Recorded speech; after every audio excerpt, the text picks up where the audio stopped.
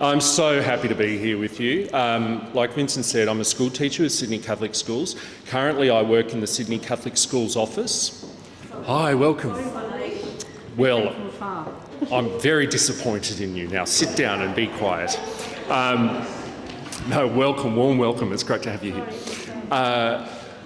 here. So I work in the Sydney Catholic Schools office. My job is to work with high school religious education coordinators and teachers all over the Archdiocese. So at the moment I'm sort of being a teacher of the teachers, and I've got about another year and a half left on this contract, and then I can't wait to get straight back into schools, because what I really love doing is being a teacher of students, particularly high school age students. But I understand we've got some people here from upper primary as well.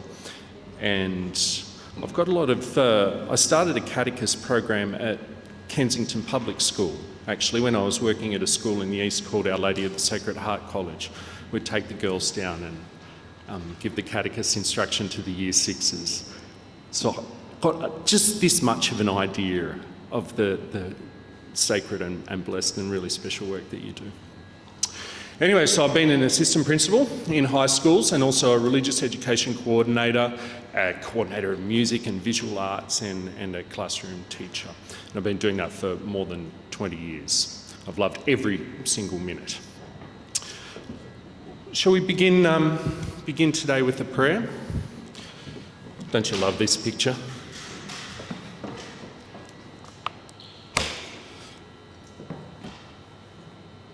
In the name of the Father, the Son and the Holy Spirit.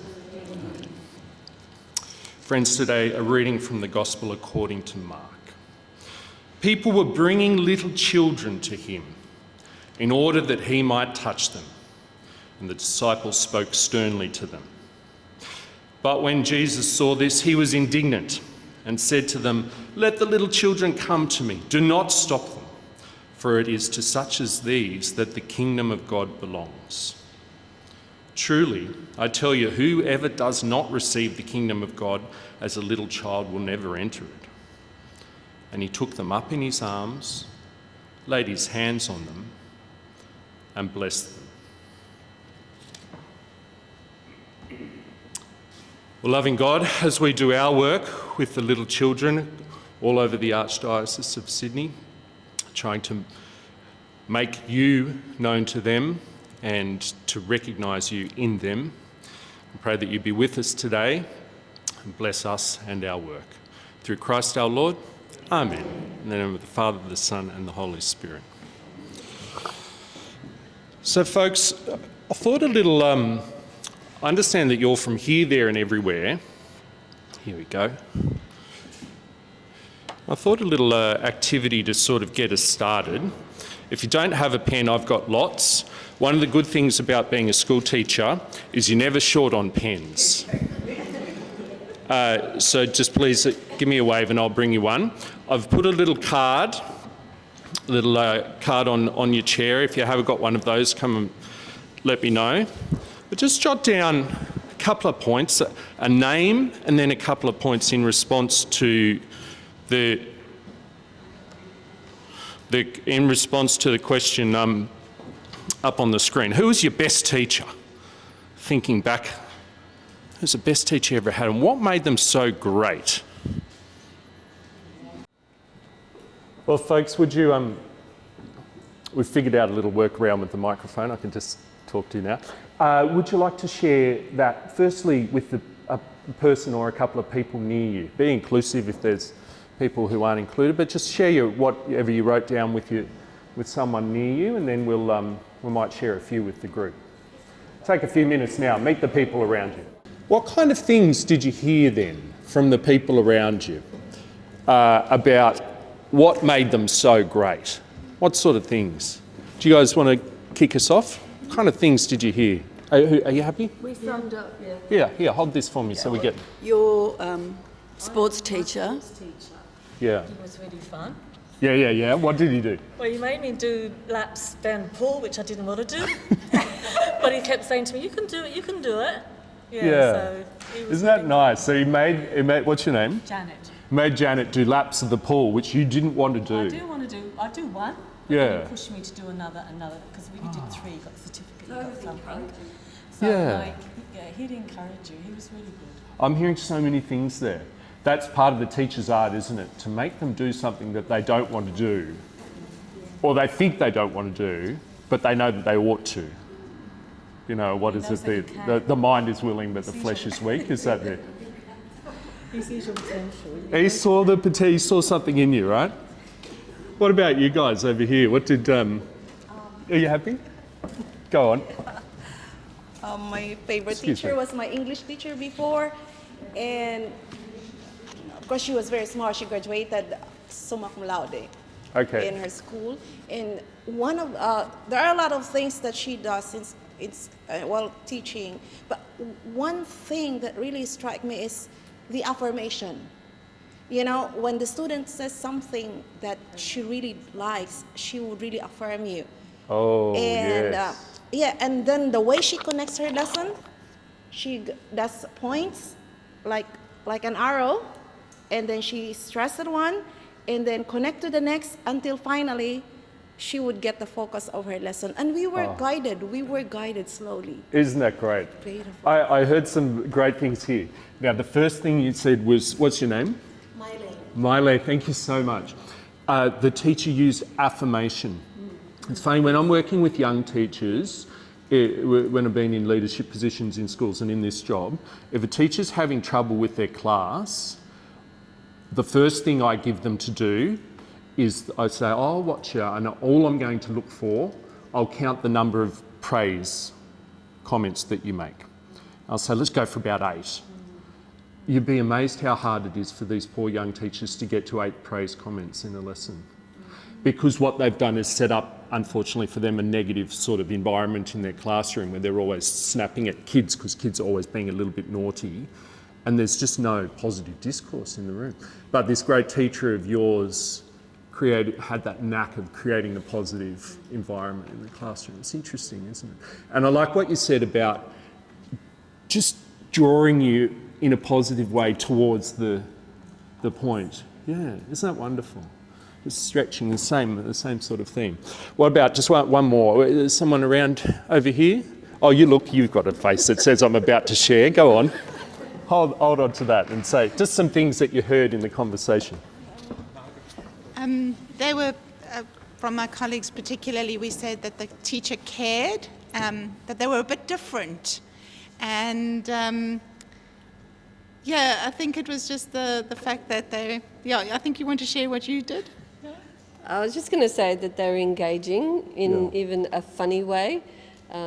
Like I said, I had a maths teacher in Year 6, very old.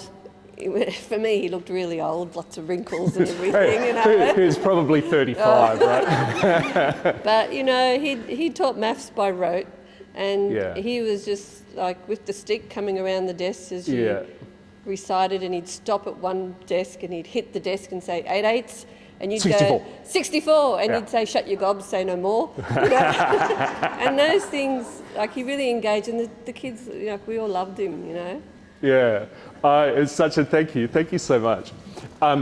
It's really interesting for me, when my own kids went to school, the perspective of the parent versus the perspective of the teacher, it's so different, isn't it? And what you realise when you meet these teachers at parent-teacher interviews, and they don't know who you are, you know, so they're just talking to you. They don't know that I'm a school teacher. You realise, there you go. You realise that, what I want from you more than anything else, the learning is really important, but what I want is to see in your eyes that you really love, I mean that in the most appropriate way, but you really love my child. Because my child is so precious to me, I want to see that in your eyes, that there's something about you that really cares for them. And do you reckon kids know? Yeah. Oh, I think they do. It was interesting speaking to my son yesterday, he was in Year 10. I sort of said, I was nearly going to video him and show you, but I didn't know what sort of sound we'd have. What do you great teachers do? And he found it hard to put his finger on it. But one of the things it came down to, and I might talk more about what he said later, but one of the things it came down to was that he really They were fun and they sort of care about you. Anyway, I had a great boss at Our Lady of the Sacred Heart College in Kensington, and she used to say, oh, we love them to success. We love them to success. Which is one of the reasons I showed that, is that Jesus and the children reading, you know. But you all know that already, because you wouldn't be doing what you do if you didn't. Now, can I talk a little bit pedagogically? So pedagogy is the word that we use for like the practice, the art of teaching. So pedagogy means what you do in the classroom. And what I've just done pedagogy with you, because this is a bit like a classroom, isn't it? It's not a very typical one, but it is. There's learning happening, there's someone facilitating the learning, and there's a bunch of people, you know, supposedly doing the learning. This kind of pedagogy, what we're doing, is called a do now activity. Do now activity. This is something you do at the very start of your lesson. This is one of the other things that I give young teachers who are having a bit of trouble with their classes. And so start your class with the do now. So I'll just give you a second to read. Is that big enough for reading? I'll give you a second to read the screen.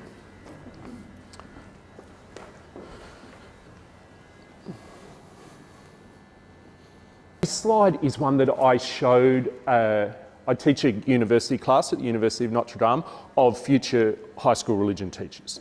It's a second year class. I had them, this is from the start of this year when I was teaching them.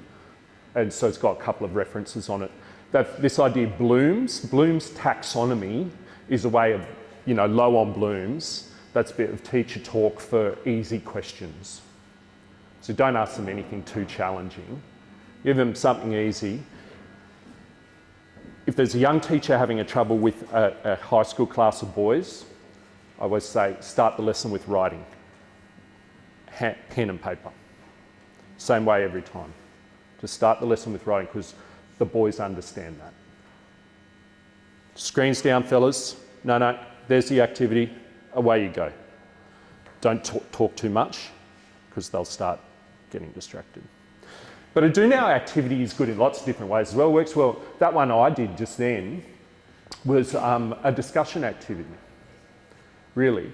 And did you notice pedagogically as well, I made you write something down so you're all engaged with it. And this is not to patronise you at all, but I'm just demonstrating the teaching technique.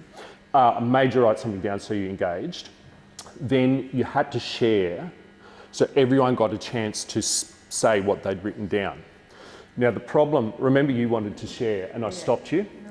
The problem with that, there'll always be that person in the class, won't they? They are ready to go. They're ready to share. And the danger is that then the discourse gets dominated by, not that this would have happened with you, of course, but the discourse can be dominated by that person and not everyone gets a chance to be heard. You do it like this, everyone write something down. I use post-it notes a lot. Just a couple of points on the post-it note, I have to do it, and then share it. Then everyone is heard. And some people, everyone will have a different degree of comfort with speaking in front of the group, and we saw that with our speakers, and that's fine. But at least this way, everyone says what was in their heart out loud to someone else. That's a little technique I give you. The other thing pedagogically I did, just while we're ice breaking, you know, at the start of an interaction with the group, while we're gaining trust with each other, you don't know me, you don't trust me, I don't know you, so it's hard to get a good discourse going. Did you notice I didn't give anyone a choice? So I went over here and I said, now who's going to speak? And I just basically gave you the microphone before you'd even nodded. And then deliberately, I went to the opposite diagonal part of the classroom.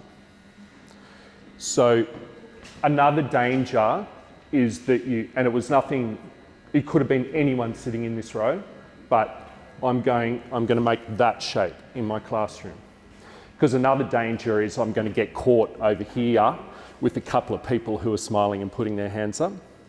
So I want to come here, get it going, and then go over here. And before you knew it, I was standing in front of you and I had a microphone, and then someone said something, and then I came over here and all you did was looked up. You poor thing.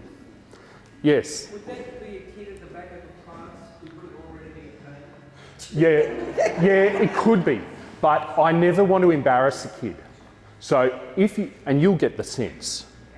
So if the kid is really going to be mortified to talk, I'll say, oh, that doesn't matter, you shared with your friend, and you just give the microphone to the next, and there'll be people are kind. One of the friends will want to help them. If the kid is naughty, I'm aware that one of the things the naughty kids wants is to be on the stage.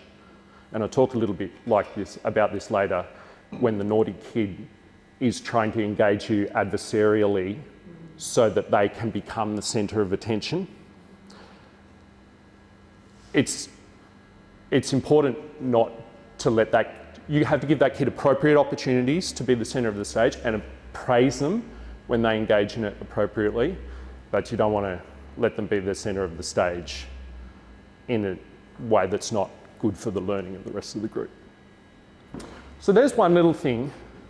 I find when I'm talking about behaviour management, often I am talking about that word pedagogy, I'm talking about classroom practice, because, and I'll use a terminology later, if you get these sort of preparatory strategies right, then the behaviour kind of takes care of itself.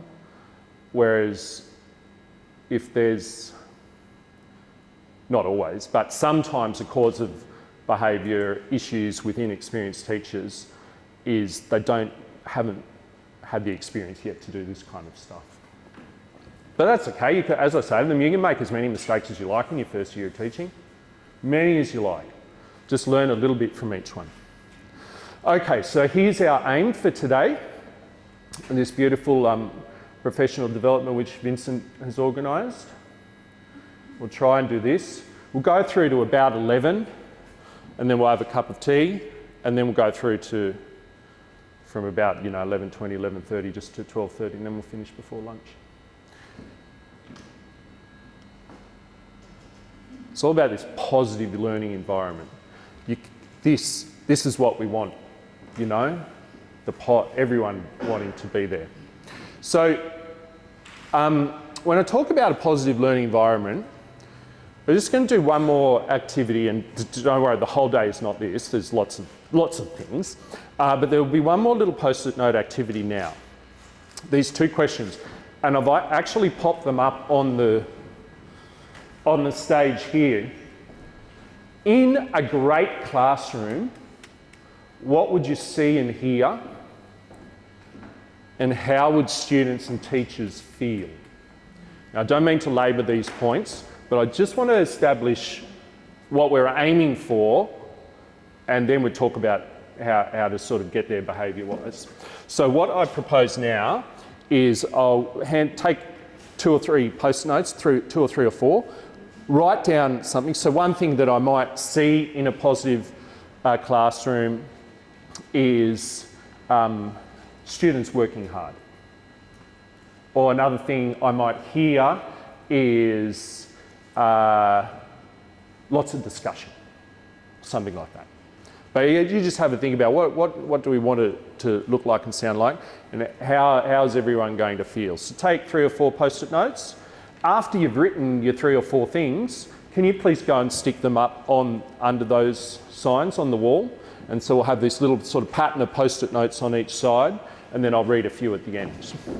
After you do an activity like that in a real life classroom with real life students, and whenever you get kids to get out of their seats, which I like to do, especially mid-lesson and especially after lunch, because they start getting sleepy, you have to accept that it's going to take them a little while to settle back down again.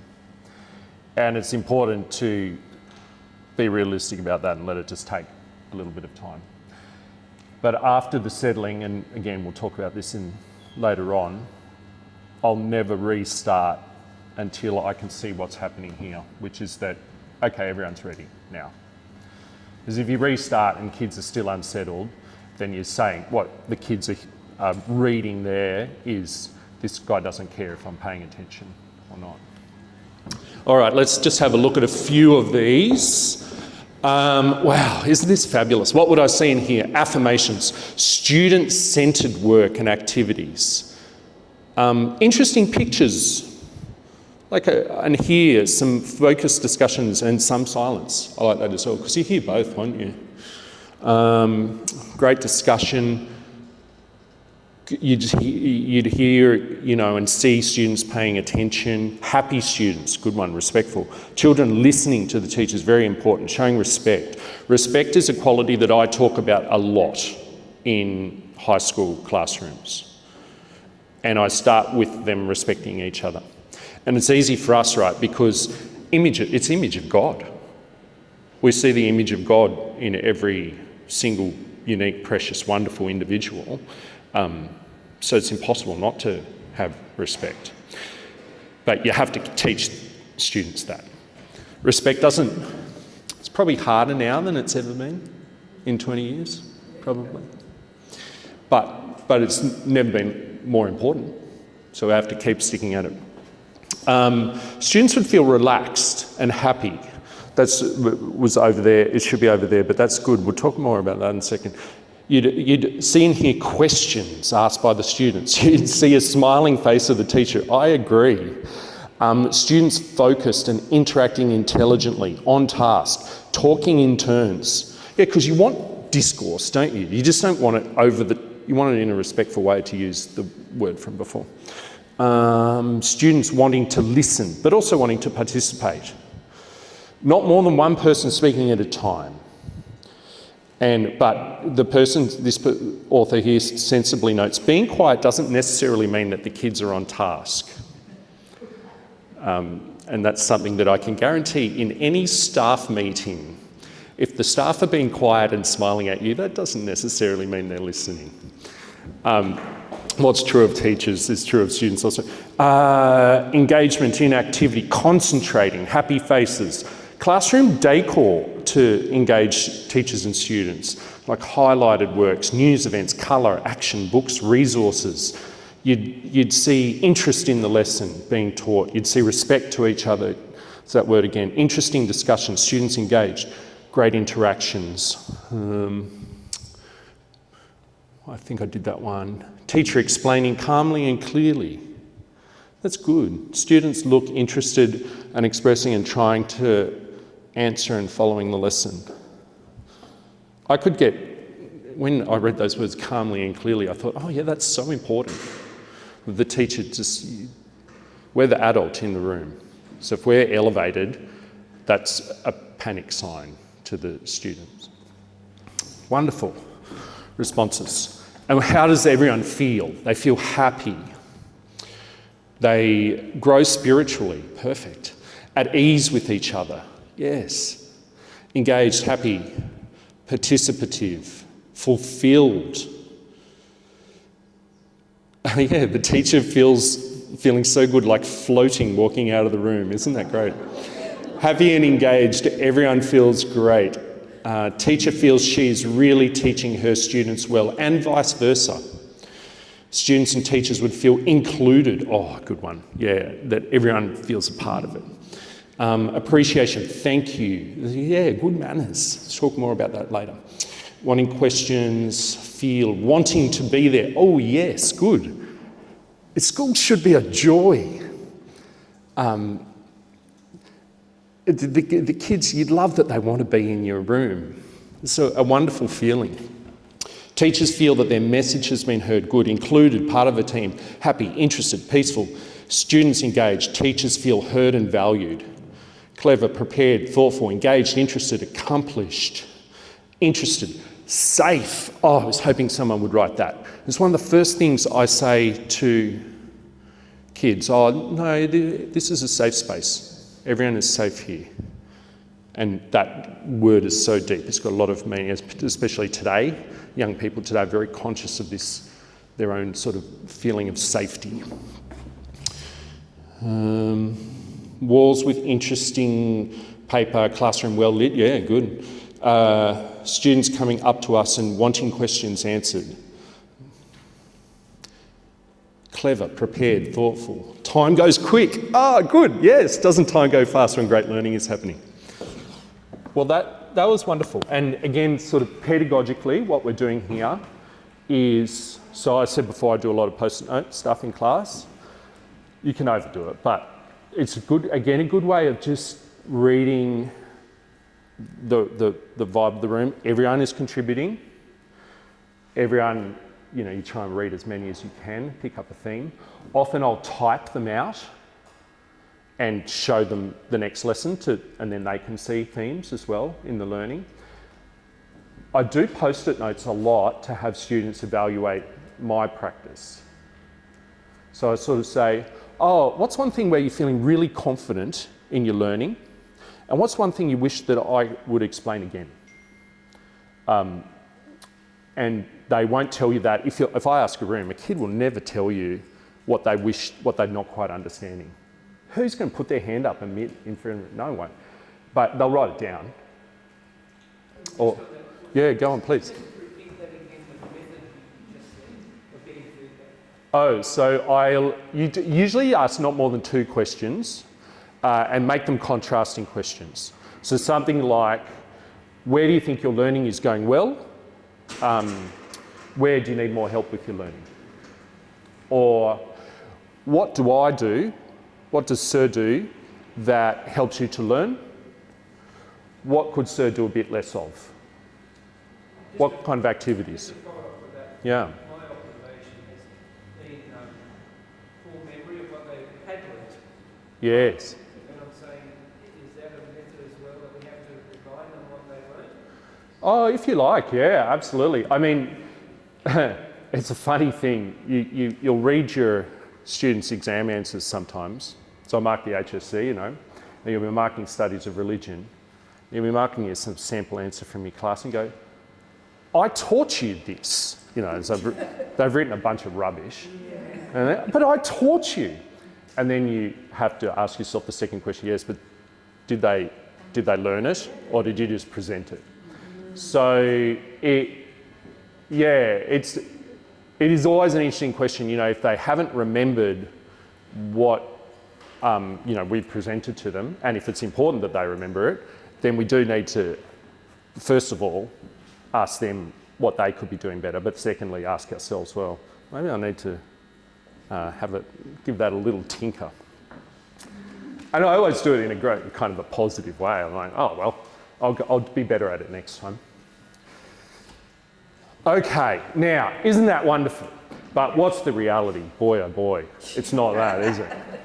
Yeah, some of you are probably sitting there and going, what, is this guy actually in actual schools with actual students?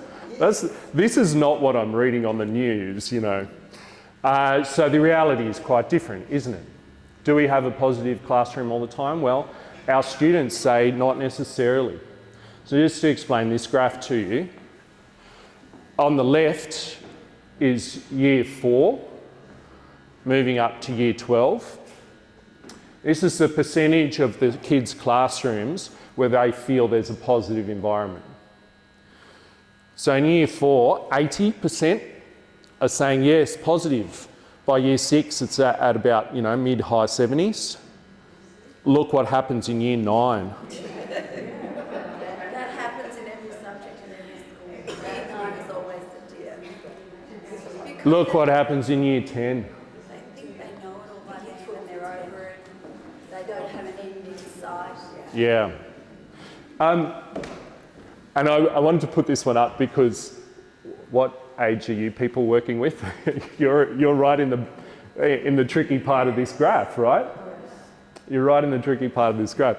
I get to see this nice upswing at the end, but you've usually lost them by then, haven't you?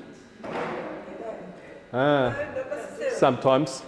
I find that you're right, year 9, they get a little bit like that. Yeah. But when I was teaching year 12, I found that by then, the ones in my class really wanted to be there, and they were awesome. And I always said I prefer the year 11 and 12 to any of the other grades. And isn't that reflected up here? Absolutely. Yeah. Absolutely. You'd think teaching year 12 would be hard. I say, nah, it's a joy. The kids are urgent and desperate to learn. They're starting to realise, school's pretty great, isn't it? Next to the work experience I've just done. doing the same thing for 8 hours a day, 5 days a week. School's great. I get to change what I do every hour. I'm hanging out with my friends at recess and lunchtime. I'm with people who know my name and care about me. That's dawning on them over here, but they don't get it in Year 9. No. But we'll love them to success. You know, we'll see them through.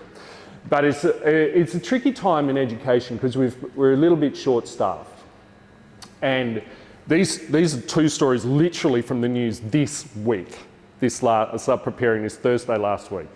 There's literally, since then, I can't stay. It's not enough. Why are teachers leaving Australian schools? So it's not a happy time for everyone in the profession. It's probably the same. You speak to Vincent. It's what you people do is so amazing and so necessary because it's hard to find people who really love it and want to do it. There's a projected exit of 60,000 teachers.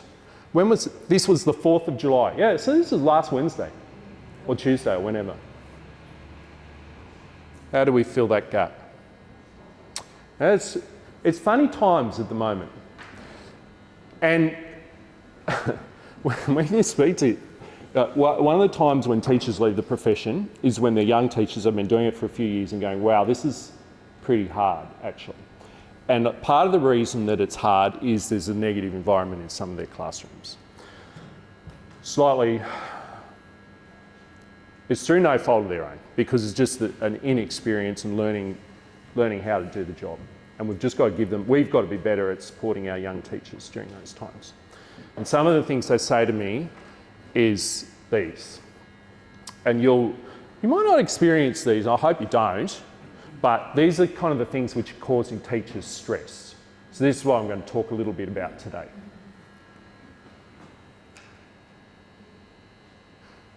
It's nothing major, is it? I say, well, what's wrong? And they say, well, they're not trying. He never tries in his work. Right. So there was no safety issue. Oh no, no weapon or illegal drugs or anything. No, you didn't pick up a chair and throw it. No, but he didn't do a very good job at question 2. I'm like, well, you're right to identify that because that's why we're here. That learning issue is why we're here. What about this one? Wowee. Oh boy. Hey, Vincent. We got a little reaction there now. Yeah, the misuse of phone. But do you feel I feel so sorry for this generation of kids. Oh, thank God I wasn't at high school when mobile phones were invented. And having to worry about how I appear on social media or anything like that. I think I don't do social media or hardly at all. But my observation would be people my age are really good at using social media. They're putting all this positive stuff up and it's really great kind of discourse and it's a good way of staying in touch with your cousin from overseas and whatever. But young people can use it maliciously as well. It's tricky. It's one of the huge, on teacher surveys, just one of the big things. And it comes back to that respect, doesn't it? If they're not settled in their body, they're not creating a respectful learning environment. Is there any time that they're settled in their body? Is there any time? I mean... Yeah, no, good point. I mean, what is a win? What does a win look like for us? Where is the peace in their lives? Yeah. Where? I think I know what you're getting at. Like, it's hard for them, right? Because they're... And so it's all the more important for us to create... I always say, listen, this is a safe space for you. I'll know your name, I'll know a few things about you, and you'll be safe here. And that's what lies underneath that, is an awareness that that's not always their circumstance outside those walls.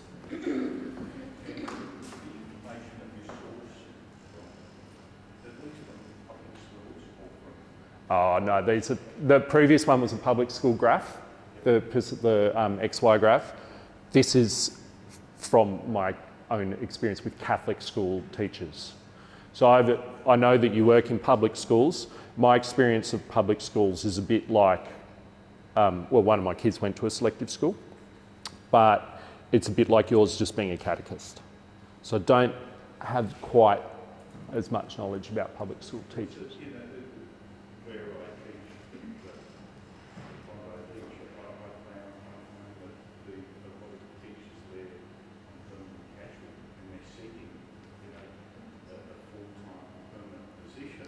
Yeah.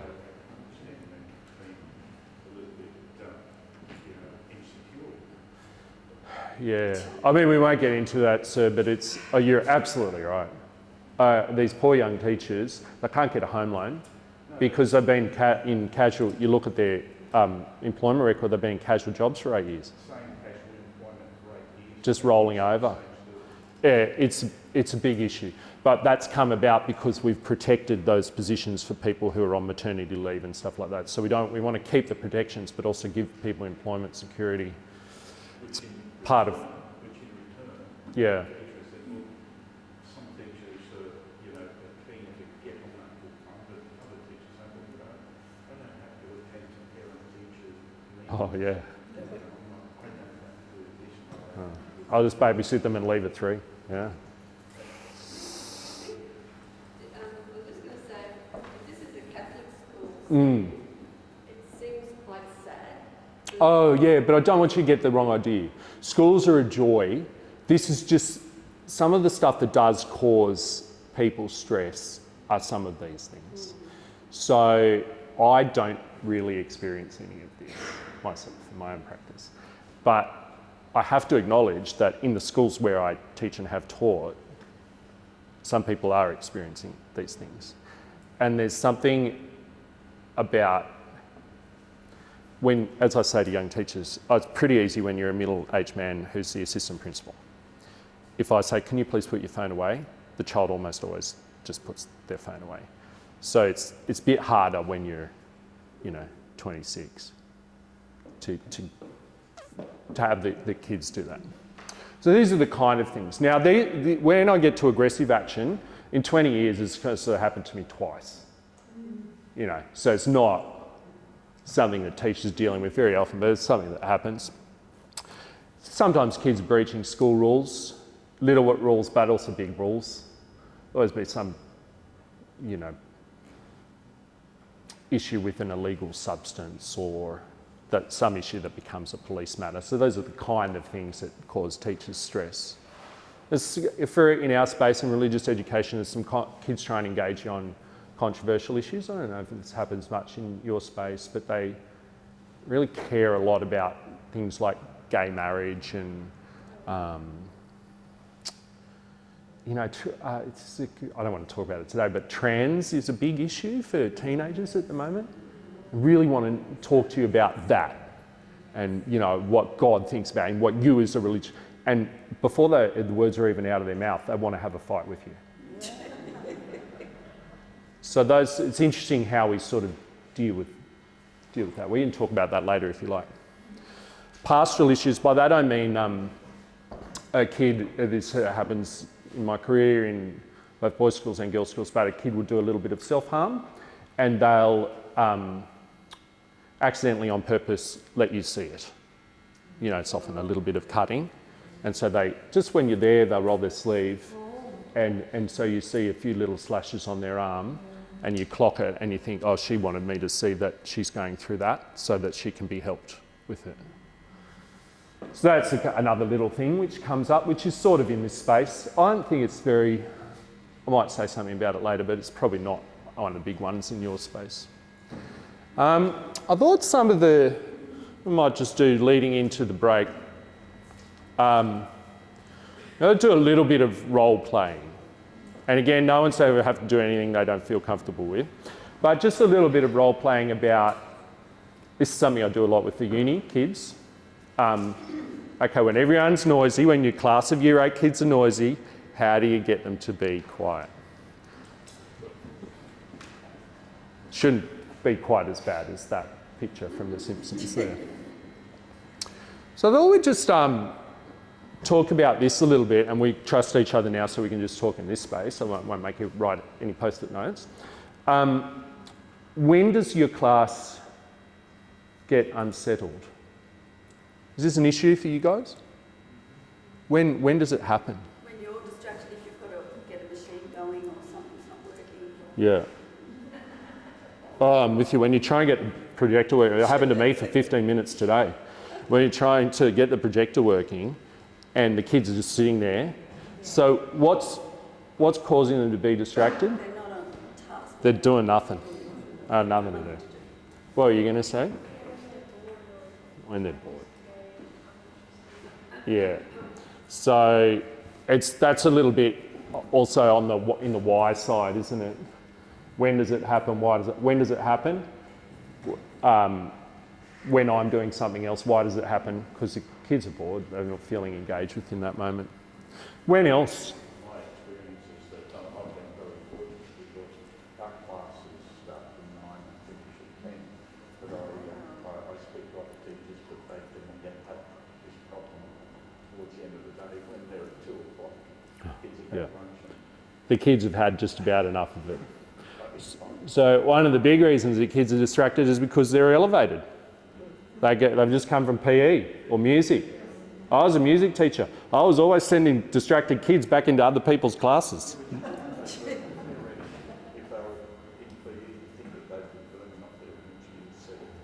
You would think they'd be burning off their energy, yeah. But their legs are still jiggling when they get into the room with you. And they smell. Boy, oh boy. If you ever want a sensory, what would I see here? Be near a year 9 class of boys when they're getting changed for PE. Changing out of their school shoes into their sneakers. Okay, when else? Yeah, go. We find in the public school, especially the time period, because they are coming from different divisions. Yeah. For the SRE, so they are meeting ground for their friends from the other classes. Yeah. And that's the time when we have to really take control of the class and settle them down. Yeah. So I normally we of course choose the places where they will sit, so there is not too much of chaos. Yeah. We are setting that right there with our children because we set the ground rules right at the start. Good. And they know now what They know, is they've expected of you. Yeah. Because you've been consistent and clear, Exactly. they've figured it out. Yeah. When else? Anyone else or why else? Yeah, go on, Vincent. Yeah, when we're waiting for the students to arrive in the classroom, Yeah. some students will come like 5-10 minutes late. Yeah. So while we're waiting for students to come, the kids are just like, can't really start the lesson yet. Yeah. 5 missing. So that's when they're being evaluated. That's tough, isn't it? Because you sort of need a quorum to get going, but at the same time, if the kids learn that you don't start on time, then they're not going to come on time. Yeah, but if you wait for them all to come, then you're on your feet. It's truly tricky, that one. It's tricky. Unless you've got a task for them to do as soon as they come in, and the ones come in realise that everyone's busy and they've missed something. Yeah.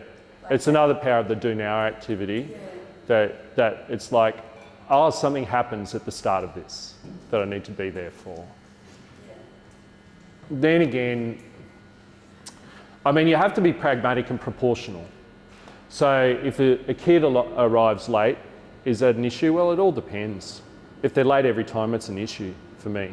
But if they're late one time with a good excuse, like you guys were a little bit late today, and you would be embarrassed enough walking there. It's like when you're late for maths on Sunday, the last seats, oh no, gotta go all the way up the front. So you want to give it as little attention as possible. So you just say, oh, welcome, I'm so pleased you're here, and then go on, because they've missed something. So it's not, we haven't been waiting for you. I'm so happy you're here though. I find that also we start with prayer. Yeah. And as people come in, they say, join us. Yeah. Join us in prayer rather than, so they haven't really missing out on the lesson. Yeah. But they can just join us and I'll keep the prayer going until the others come. Isn't a prayer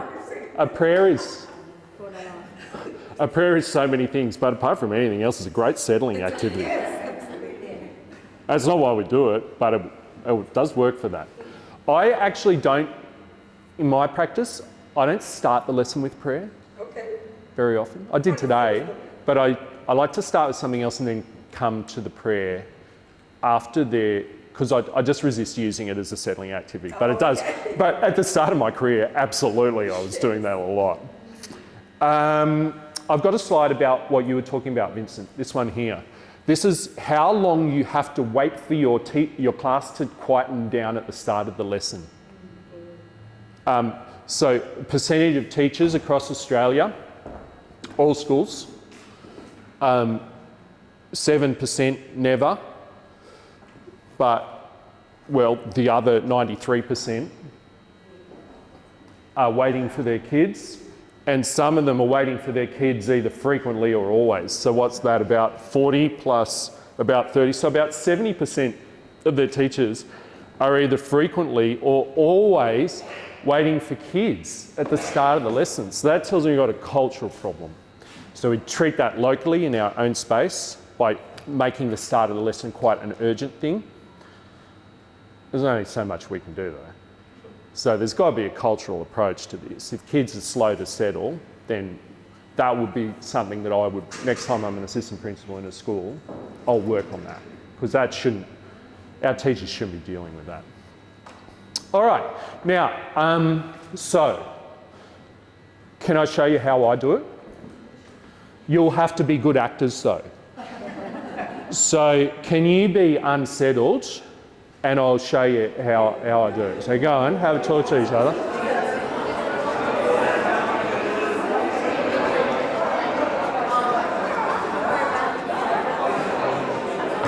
Thank you, everyone. Thank you.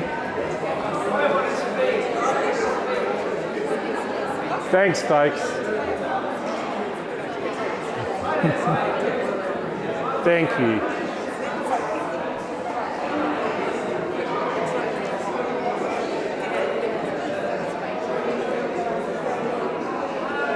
Thanks, folks. We'll make a start. Thank you. All right.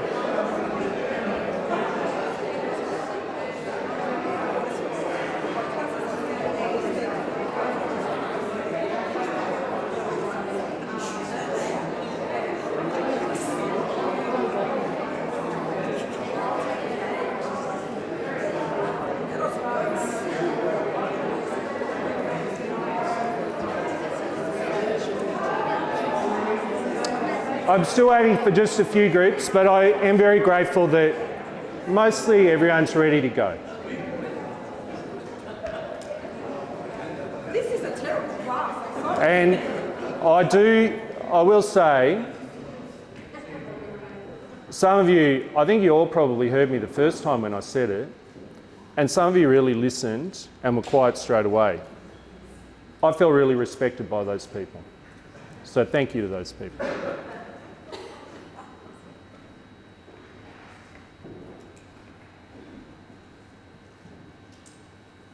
Great, I can see I've got you all. So today what we're going to be doing is, cut. So that took ages, right? There's a few things though. You can't lose your cool. You don't want to make a threat, because otherwise you're going to have to go through with it. So young teachers create a very threatening discourse in there. If you guys aren't quiet, I'm going to keep your lunchtime. That works, but I always encourage them not to, because they're going to lose their lunchtime and they need it. And the kids will just hate them. So, you use your voice, but what else was I using? Yeah. So I glared at you until you stopped talking. And then when you stopped, I smiled at you. And then you put your cranky face on you, and I was glaring at this group in the back, but they were turned around. So I had to use my loud voice again. And do you notice that you have to wait, you really wait,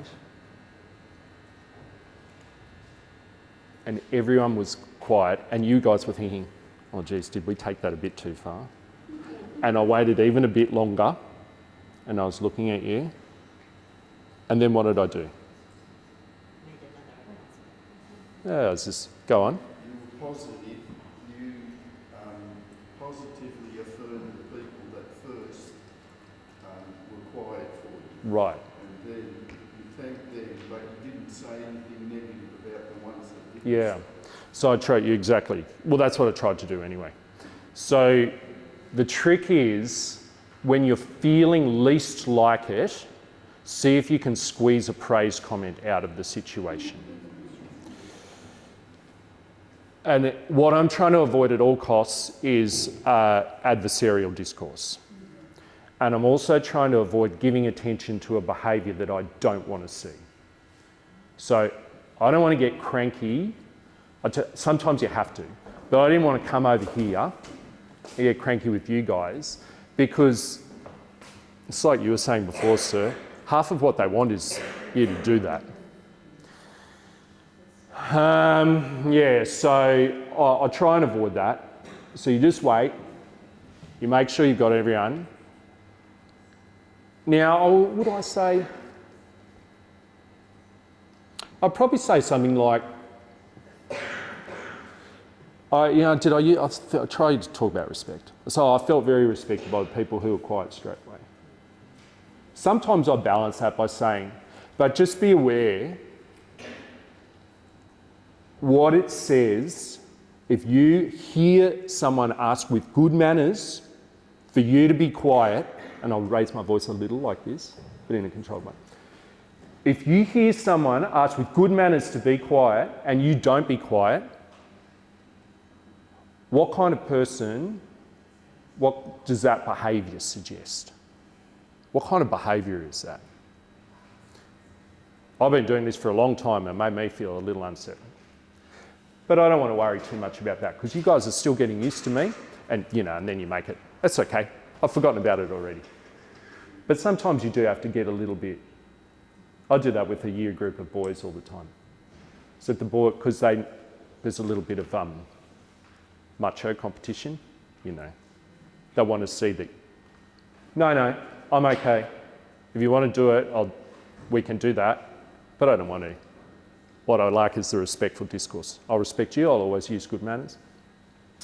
All right, now, hey, Vincent, will you please come and have a go? We'll be naughty for you. Everyone, listen, be naughty, but not quite as naughty as you just were. And Vincent is going to be the school teacher. I'm sure it was a safe school, I'm sure. All right, be disrupted. Let's see how he goes. Well, be nice. I'm not an expert teacher. No. Oh, you can do better than that. All right, action.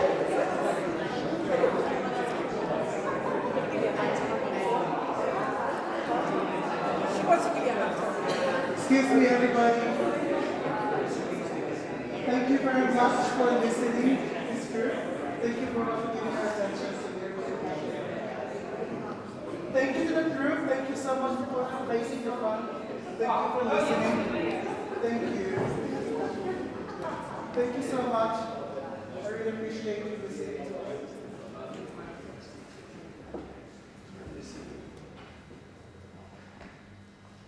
Thank you. Thank you, everybody. He was great, wasn't he? Give him a clap. I don't know. That was pretty good. It's not like that all the time.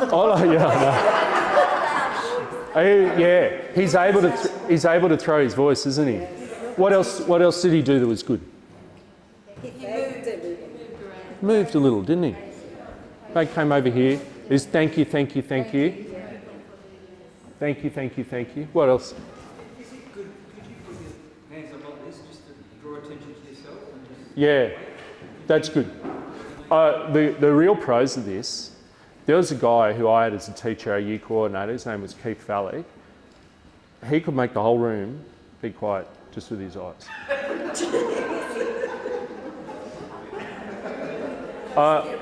For 22 years I've been trying to do that. And I've never been successful. But in answer specifically, what essentially you're trying to do is you need an attention-getting mechanism. So in a primary school, you know what they do? Now, I strongly urge you not to do that in a high school. Because the kids will roll their eyes and think, oh my God, they're treating me like a child. So I wouldn't do that. But actually I should have done that because this is powerful, isn't it? So I thank you. Thank you, everyone. That's a great tip, sir. Thank you. I heard the vice principal of Ashfield Quarters. Yeah. Susan Morgan saying, gentlemen, gentlemen, you know. Yeah. And that was an interesting way of... It's good use of language, isn't it? Yeah. Yeah. Because I've got something about this a little bit later on, but the discourse is what you want them to be, not what they are. So you're extremely well-mannered in your discourse and extremely respectful in your discourse. It's almost the less respectful they are, the more respectful you intentionally be with them. I did like that, Vincent. I wouldn't go hands in pockets, because it's sort of, I think it's not threatening enough. I'm just trying to think of cool. Yeah, well, it was. You don't need to try, brother. It just comes out of you. Yeah, so that actually would have been better. And just being that stillness. And sometimes I cross my arms. But this sort of says, oh boy. So there's little things. Yeah, go on. I really like how you raise your voice to a high pitch, because I think students seriously, Yeah. you kept your voice level, and like you said, you have to mirror how you want that. Yeah. I agree. It's, boy oh boy, I used to shout a lot at the start of my career. I lost my voice really badly in my second year of teaching. But in my defence, I was in a shouty environment, like I didn't have good role models. So, yeah, this Mr. Fallick, this great, amazing teacher, he was a gentleman and he never raised his voice. Thank you. I think he'd call us men. Men? Thank you, men. And then he'd just go on and he'd go, oh, well, yes, sir. Anything you say. He was great. Hey, what's your name? Alina. Alina, would you be, you don't have to, but can you please come and do what Vincent just did? Come on, let's give her a clap. I've got just enough time for Alina to do it, and then we'll have morning tea. All right, let's be unsettled.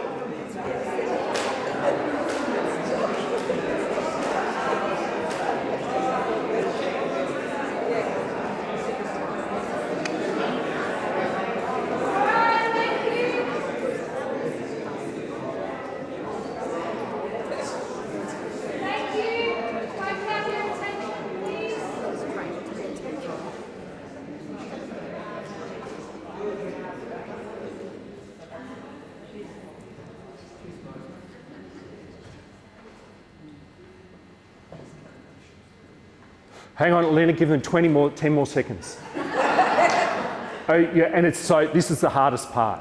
She was so good, wasn't she? Give her a clap, that's hard.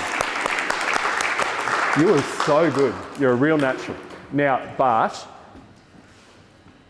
when you first got them, it's like when, I've never gone fishing really. I went once with my father and it was a disaster, but that's another story for my psychiatrist.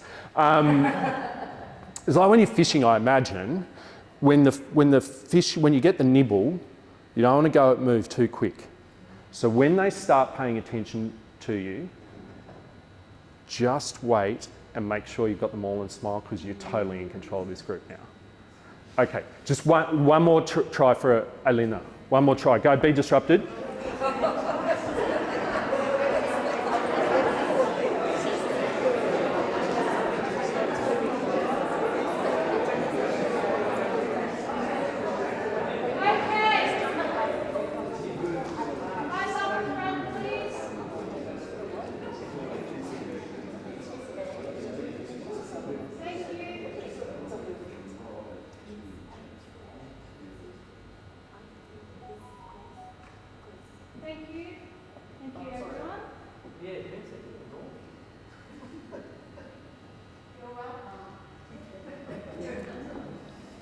That was great. Even better, wasn't it? Okay, what did we see there from Alina that we want to praise? What did we see? Her calmness. She was so still and calm, wasn't she?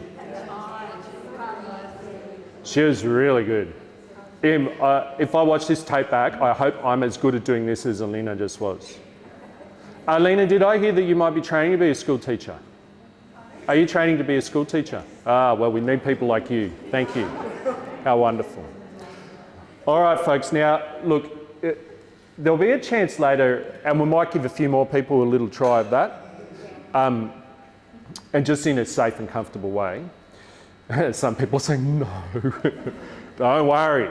But there's some other scenarios as well. So we'll do the technology, we'll definitely do, and some others. And I've got some more information for you as well.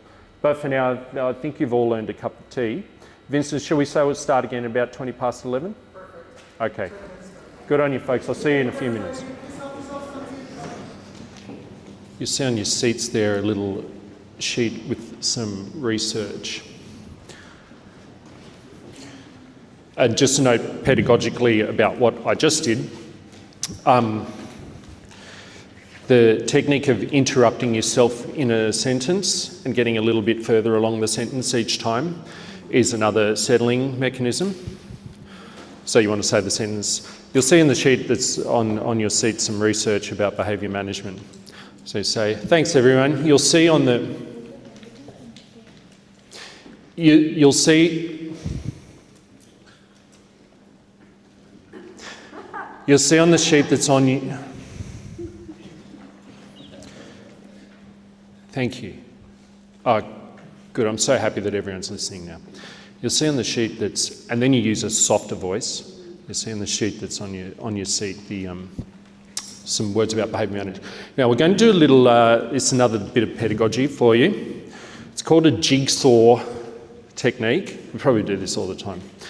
It's jigsaw as in you need all of the pieces of the puzzle to complete the picture. So can you work just with people around you and say, we're only going to do the first 3 excerpts. Excerpts 1, 2 and 3. We probably won't get to the others. Excerpts 1, 2 and 3. It's one person's job to read excerpt 1 and just report back what it's about, what's one important sentence from it. Should only take 5 minutes. And one person's job to read excerpt 2 and one person's job to read excerpt 3. Does everyone understand the activity? Any questions? Okay, work with your friends. You've got 5 minutes. I am sorry to interrupt. I really am. I'm sorry because I think you're still doing it, aren't you? Still talking about the excerpts. You get a sense when the class is still doing your activity and when actually they've started talking about the footy now. Let's just go review it quickly together. Would you mind, just for all sorts of reasons, we might use the mic a little bit more this half. Okay, well, what did we see here and think there? Did anyone have excerpt 1? What did you guys think? I'll come over. I haven't been in this corner. Yeah, tell everyone about it. Okay. Yeah, do you mind? Thank you. No, I don't mind. On excerpt 1, it's saying here that classroom management is an umbrella term being used on the many range of strategies and approaches being used to encourage safe and positive management. And it is difficult to define how it is to manage the classroom. But then evidence has shown that as far back as 1950, there was already a research made, and that it showed that the positive effect of a well-managed classroom. And then a more recent analysis also mentioned that it replicated the findings of that old research done in the 50s. And what it's showing is that a well-managed classroom has on student behavior, student engagement, and student achievement has a really positive effect on the emotional as well as the social well-being of students, and also affect the stress levels and attrition rates of new teachers. That's what is being talked on. What a thorough and wonderful summary. Thank you. I don't think it's necessary to add anything there.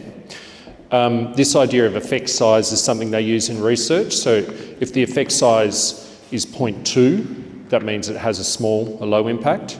If it's 0.5, it means that how far the standard deviation is away from the mean. It means it's a pretty significant impact.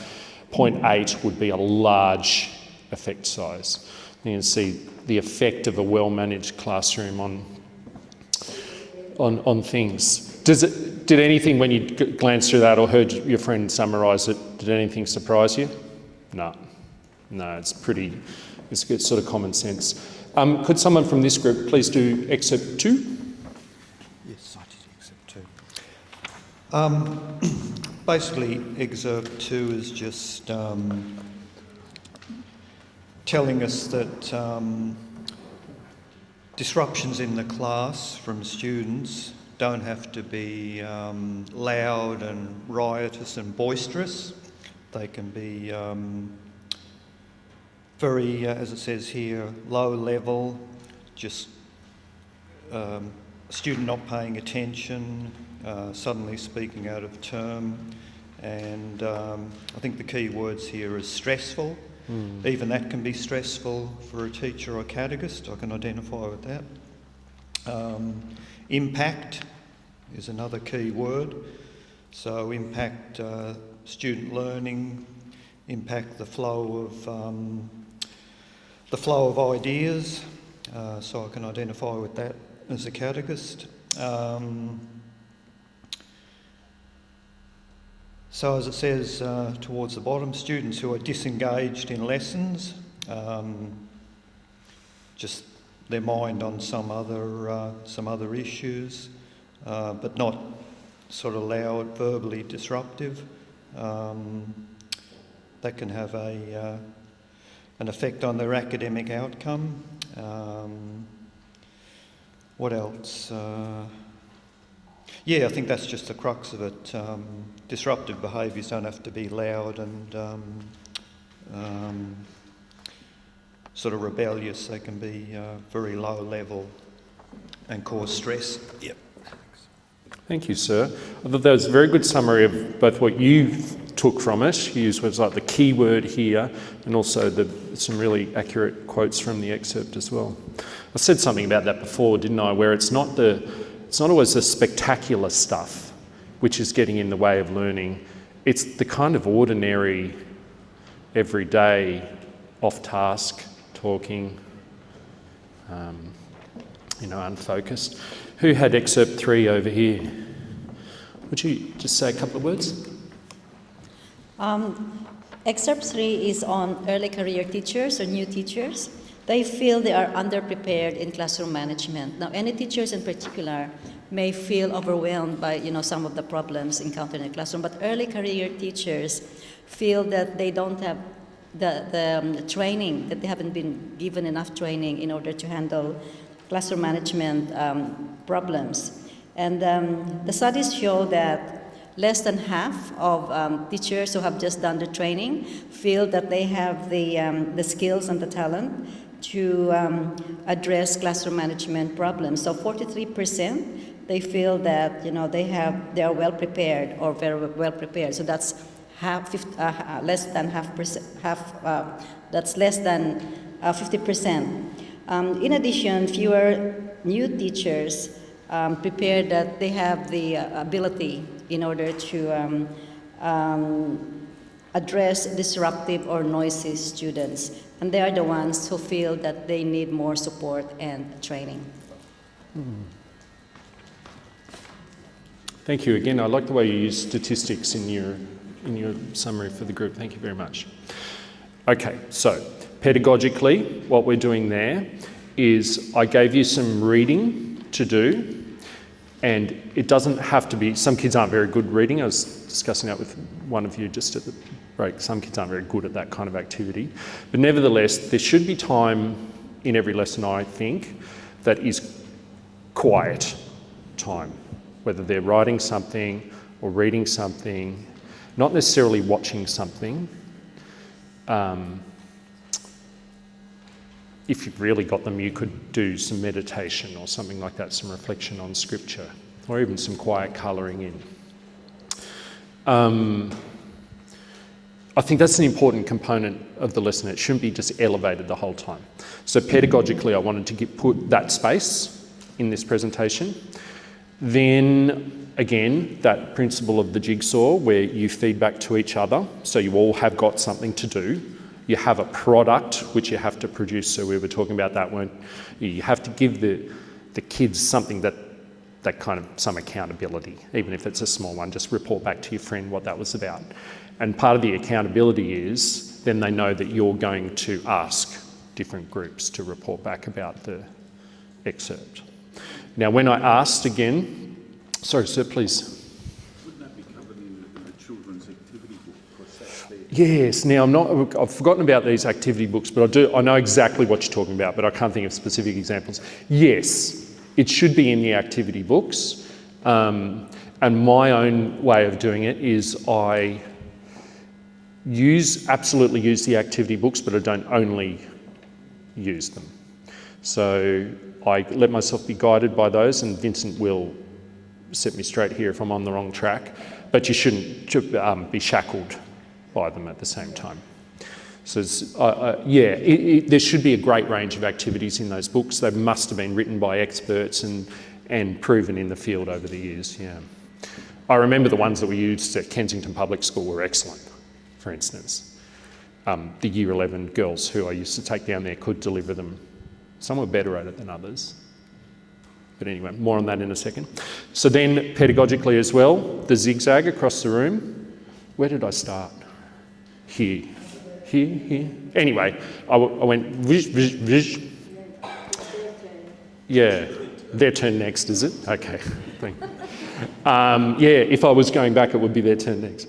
So you zigzag, and I tried to get groups or people, individuals that I hadn't got before, because more people are speaking.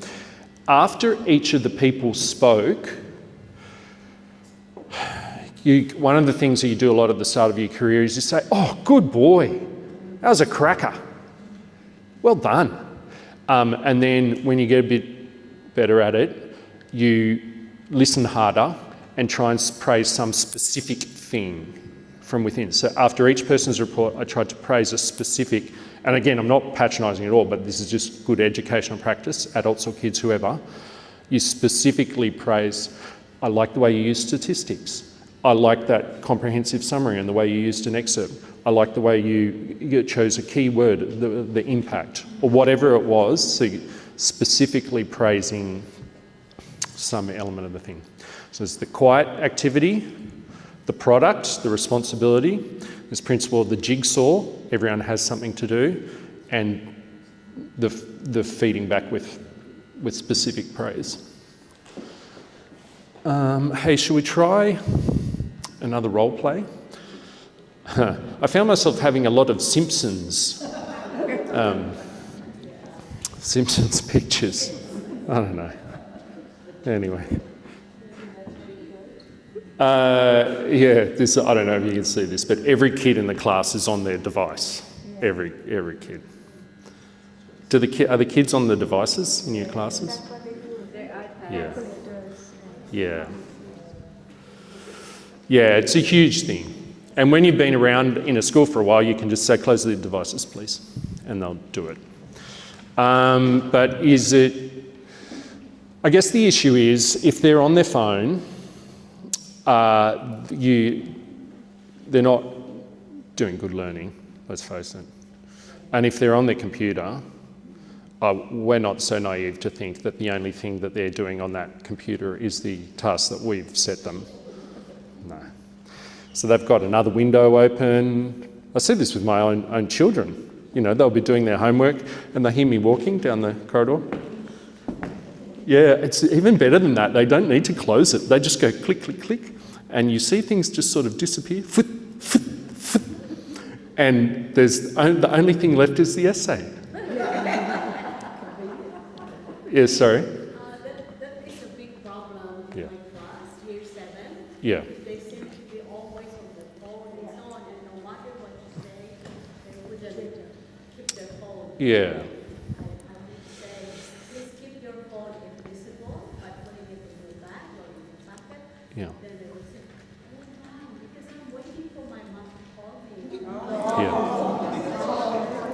Yeah.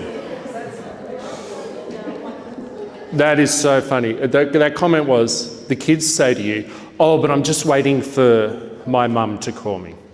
And there's actually a clip here, which we haven't got time, but this clip of this poor teacher in front of this class, she says, why do you need to be on your device all the time? I think one of them says, so my parents can contact me. Another one says, safety. Another one says, I use it for research. Another one says, it's my alarm. And they're all lying. That's not why they're on the device. Anyway, so let's workshop a couple of things which we can do. Does anyone have anything, first of all, that they use when the kids are on their devices? Go on. Okay, I have a rule in my class Yep. from the beginning of term 1. I say, this is the rule. Your phones go in your backpack. If I see your phone on the desk, I will take it and put it on my desk. And then if you behave, you'll get it back. And I remind that just a few seconds every lesson. I don't want to see phones, put them in your backpack. And then I also, because they do a lot of these things, you know, they put their phone. their headphones. So I Yeah. said, okay, I am not blind. And these iPods things now, so I don't have a problem with phones anymore. Good. Because of that, because that's the rule. I don't want to see Yeah. a phone. If I see a phone, I take it even if you're not touching it. That works really well for you, and it will work for some people. But if you're thinking that's not going to work for me, then you're not alone. Now, again, as a middle-aged man who's in a senior position in schools, and I work in schools where I ban the phones. They're not allowed to have them. They can have them, but not seen is my rule. And I remember at a school I was working at recently, at the swimming carnival, I walked around with those boxes that reams of paper come in. I collected 28 phones during the day in this box. And I'd just look at the kid and I'd go like this. And she'd go, and put her phone in the box. Now, that worked for me, and it works for you. It's not going to work for most people. And if a young teacher asks a child to take their phone, or if a teacher who hasn't got a high degree of trust with that child asks them to take their phone, I'm not sure that all of the time that's a proportional consequence. Because if you get into the mind of a teenager, that's a huge invasion of their privacy. So we don't think of phones like that. I'm like, I use this phone when I'm at Lidcombe Station, okay, how do I walk to St Joachim's again? I use it for that, and I use it to send and receive emails, and I use it to make phone calls. There's nothing private on it particularly, unless you want to see some photos of my children's birthday parties. That's not the case for teenagers. These are sort of part of their identity. So my advice would be, unless you have a high degree of rapport and trust with your students, I would not take their phone. I might hint that I might, but I would never do it. So I might say something like, we don't want to have an issue. Can you please pop that phone away? Because you know it's not our expectations here, and I know it's against your school rules, so can you please put it away? And does the kid put it away? 50% of the time, maybe 40%. So they don't, right? So they'll stay on the phone. And what do they say to you? Can you please put it away? Usually, most kids are kind of not cruel. Almost never do you meet a child who's cruel. They're almost always nice. So they'll say to you, oh, sir, I'm just ... I just need to call my mum. Or I'm just looking something up. I concentrate better when I'm listening to music or whatever. So, let me just finish my sentence and then I'll come to that. So what I personally would do is it all depends on the context, but I'm kind of happy to negotiate with them a little bit if it achieves the outcome that I want. I want the phone to be away. Headphones are a non-negotiable for me. I don't want them having headphones.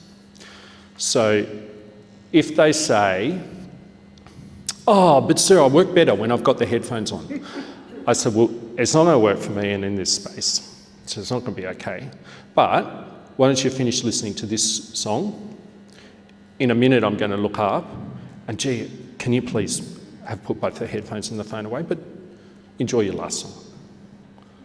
And because the kid feels like you gave them something, then you might be able to cajole them towards the outcome that you want, which is the phone and the headphones to be away.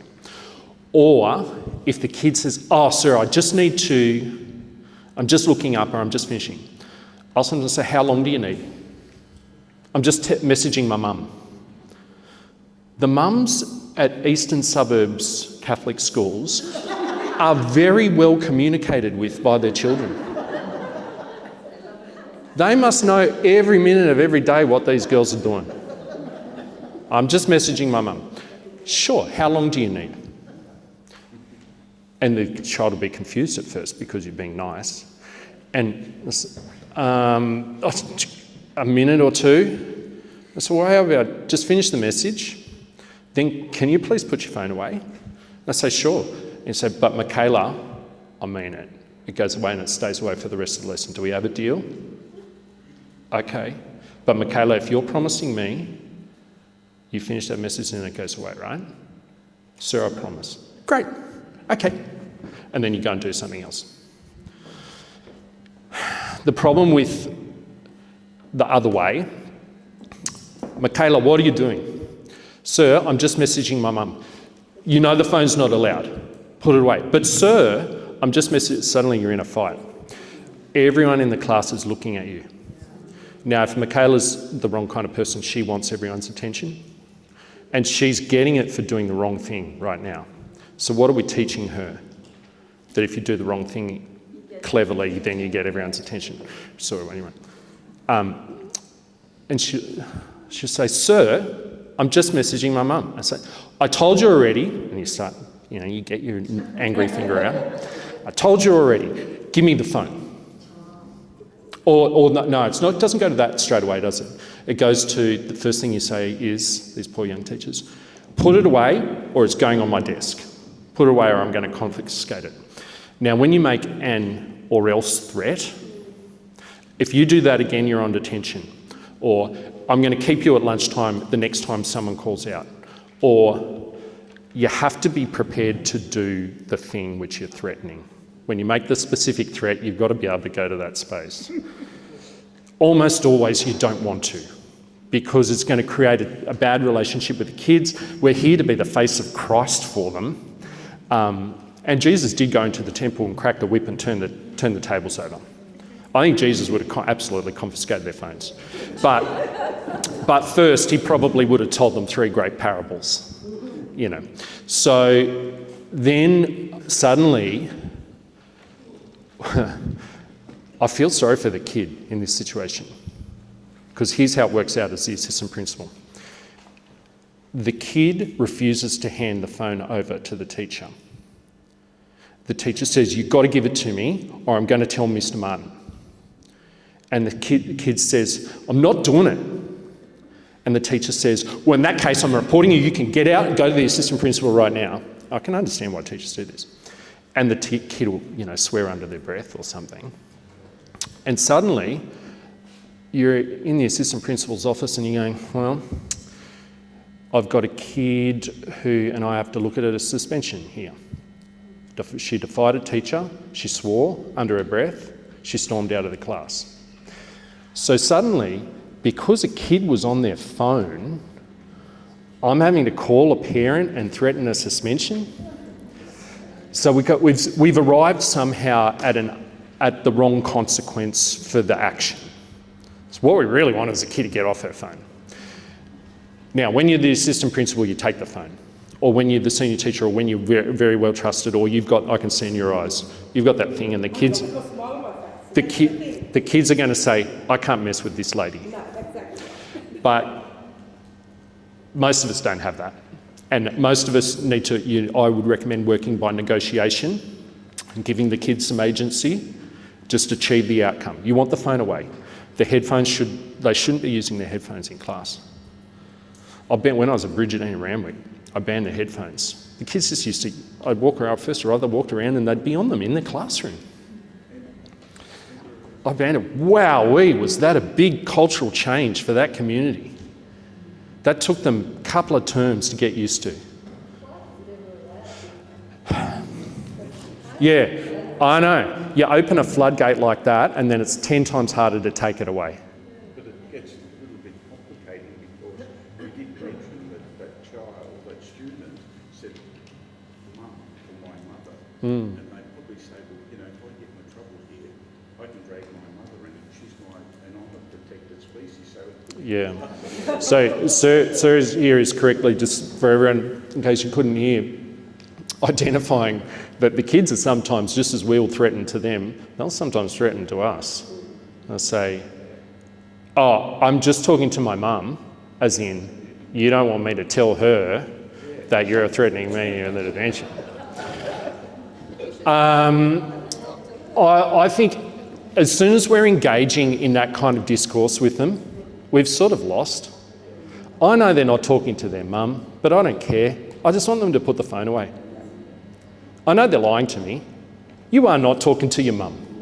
But if I go down that path with her, then we're in an argument. And neither of us want to be in, well, actually the kid wants to be in an argument with me because she's got my attention, but I don't want to be in an argument with her. That's not the face of Christ, and that's not creating an environment where she's going to do her best learning. Go on, sir. I had a Year 7 class and I had that a couple of times, but what I noticed was if you get the support of the other kids to say, we're not going any further until this disruptive boy puts the phone away, they back me because they can't learn anything. Yeah. The good kids, I like that. You've got to be able to read the room though, because you don't want to lose if you play that card. You don't want to lose. If you play the, we're not going to go on, and if the kid looks at you and says, excellent.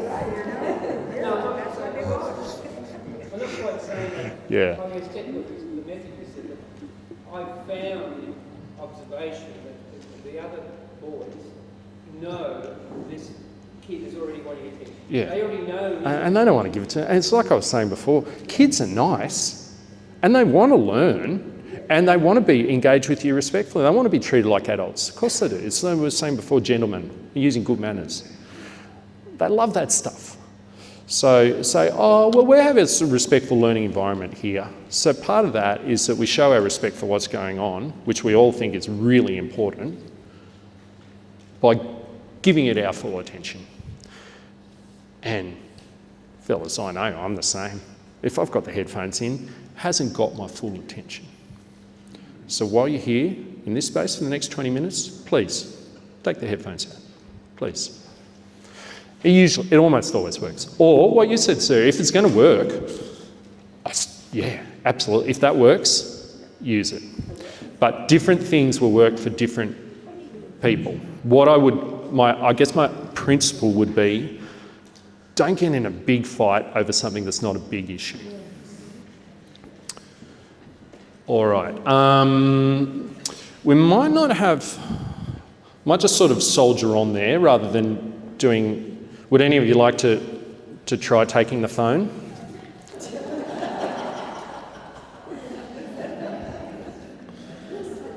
Maybe we'll come back to it if there's time. But we sort of role-played it, didn't we? And you can imagine that happen. It escalates fast with the phone because it's a precious thing to them. Okay, we talked a little bit about this before, and you gave all of these answers, I think. So when are they disruptive? They're disruptive when they come in. They're disruptive when you change from one thing to another. You know, when they have to get a different type of equipment out or whatever. When they're using technology, insofar as it's possible, work towards not letting them use technology while they're with you, insofar as it's possible. And you might have to do that incrementally. It's like I couldn't change the headphones overnight. You might just have to work towards that. When they're overstimulated, we talked a bit about that before. When an activity is at the wrong level, if you give them something that's a bit too easy or a bit too hard, they can be disruptive. Do you ever get this? Sir, I'm finished. Yeah. Okay. If ever you're away, you go and look at their work, they've written like half of one sentence has got 3 spelling mistakes in it. Go on. I'd just like to share what happened. I was giving the students an activity, and then one boy said, "Miss, if I can finish can I use my phone just for a while?" And I said, because he said if he can finish this activity, and the teacher was there. The academic teacher was with us, and I thought to myself, if he is finished already, because he's very fast, and the others are still working, he will probably do something that will disrupt the class and the seatmate. Yeah. So I thought, yep, as long as you are finished and Yeah. you show me your work, then you can do it quietly. So the question is, is there more? That was the situation. Yeah. When they are finished the activity, are they disengaged or disrupted? Yeah. So I did the thing. I don't know what you can say about it. Well, so just a couple of things. I totally understand it. What you're using is a reward. It's basically like, if you do this, then you'll get this. And you've allowed the kids some agency in negotiating their reward. I wouldn't encourage anyone to offer the phone as a reward, but I do encourage rewards. So if you can think of a different reward, it's like, oh no, we won't use the phone, but if you like, you can have this, or you can have this, or...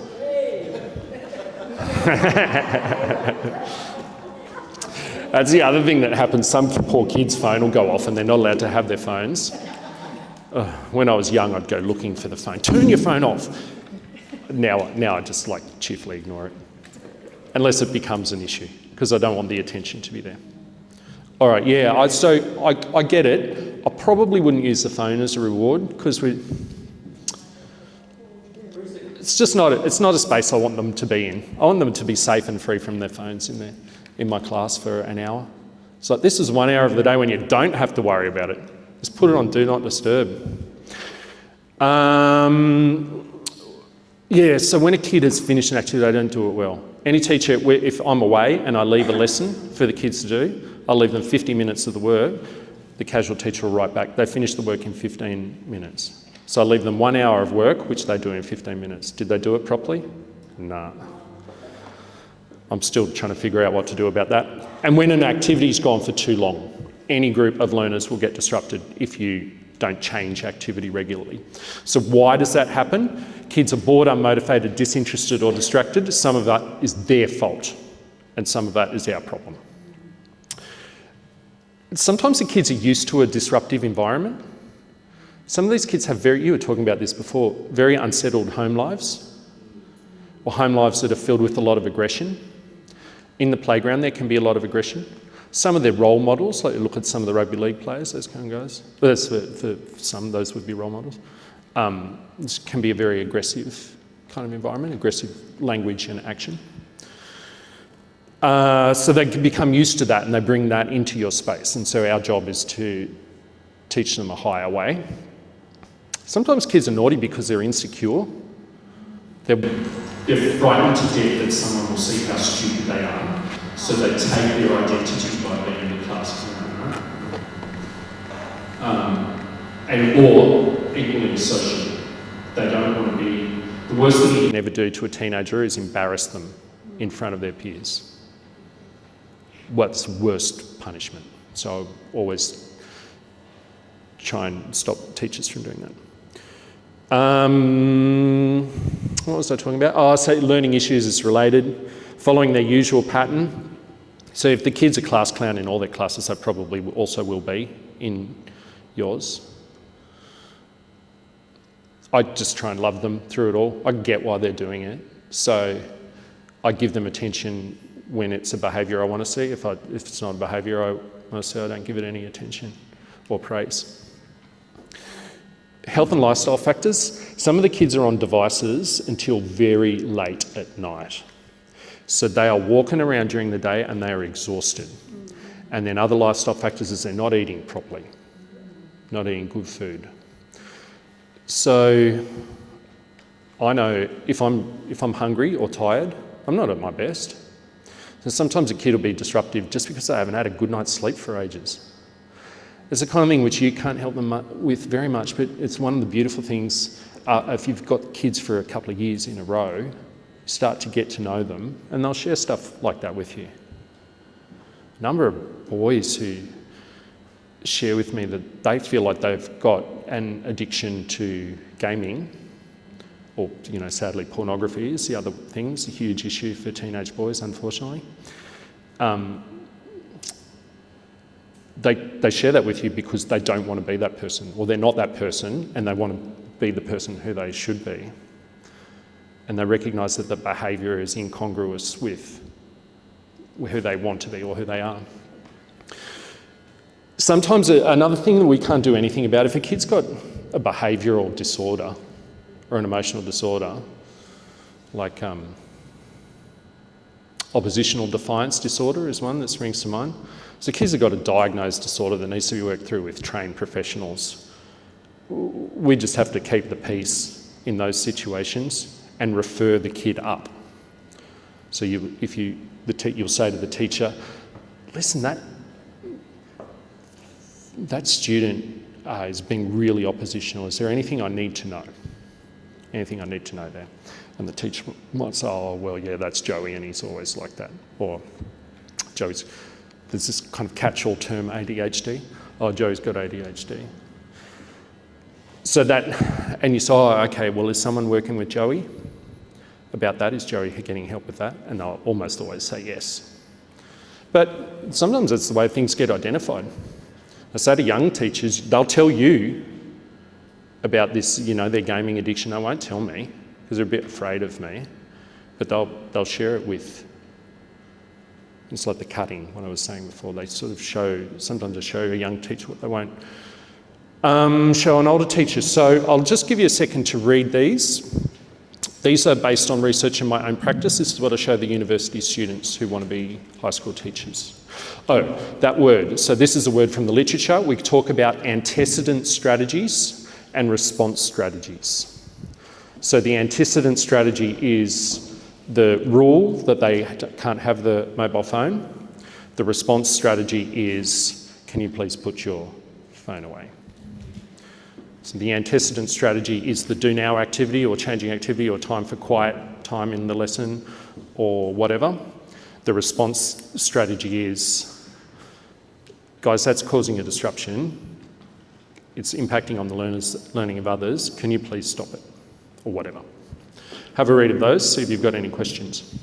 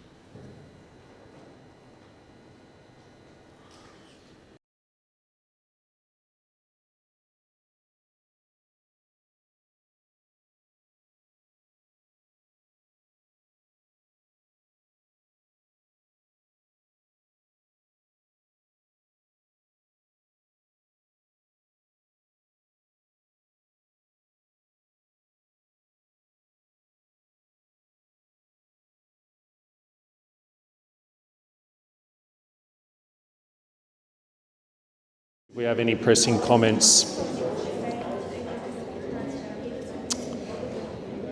Vincent, you were right when you said, oh, we need a part 2.